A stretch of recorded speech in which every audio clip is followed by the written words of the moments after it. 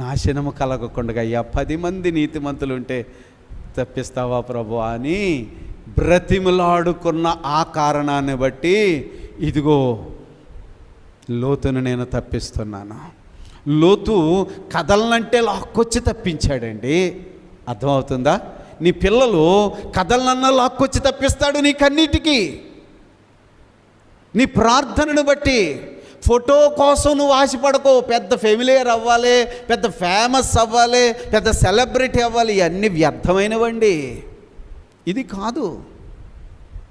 నా పిల్లలు లేక నాలో, నా కుటుంబంలో అంతరంగ స్వభావమును మార్చగలిగిన ఆయన నా ప్రభు పాదాలు పట్టుకోవాలి, అప్పుడు మేము ధన్యులం.